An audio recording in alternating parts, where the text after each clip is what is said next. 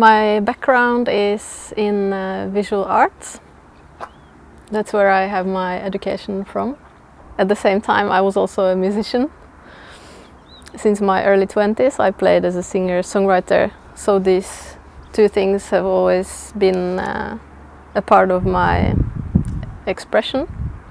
And then when I moved to Norway and started studying in Trondheim, I was softly introduced and tilted towards sound arts by my nice supervisors there.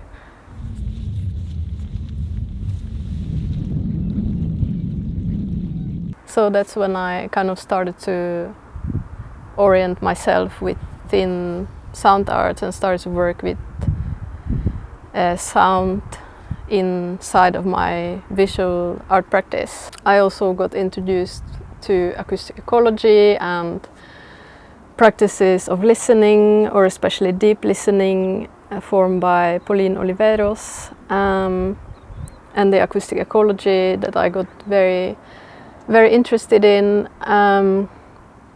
because it's a field, quite a young field, established in the 1960s by an interdisciplinary group of artists and composers, but also environmentalists and scientists. I look at my practice as very site-specific, or I really enjoy site-specific projects. And the way I begin working is usually by invitation, by projects like this, or it's a place that I have some strong personal relationship with. And then I engage with the location and with the area. I have different methods of how I engage with the place that consist of spending time with the place, walking, listening and field recording, and writing. And these activities, or all of them, I look at them as forms of attention that I give to the place, and that I let the place speak through its own rhythms under its own conditions.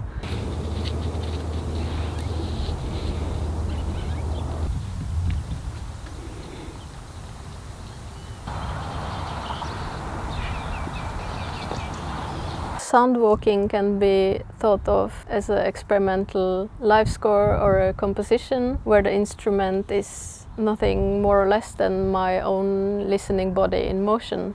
When I do sound walks with participants, I would often start with introducing some, I wouldn't say rules, but guidance of how to start listening. This can be done in many different ways. For example, having a moment of silence, a little silent meditation in the beginning, or having a scarf over your eyes for a few minutes to establish the hearing, or for example, putting earplugs in your ears for a few minutes, and then in the moment of getting them out, all your hearing becomes really alert and kind of fresh. The hearing for people who are not used to actively listen in their daily lives. But then the walk itself is a very joyful collective moment of walking in silence and listening.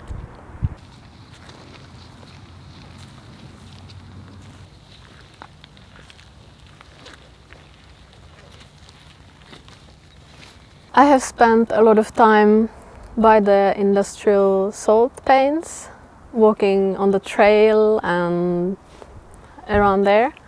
I've spent a lot of early mornings there and dusk times, because that's when the birds are very active. I also have to say that my experience here has been very much supported by speaking to a lot of experts, local experts, that kind of gives me very concentrated knowledge from very specific areas. So far I have spoken to a bird watcher and to a ranger from the natural reserve. So these are all very interesting perspectives and diverse perspectives that I can include in my project here.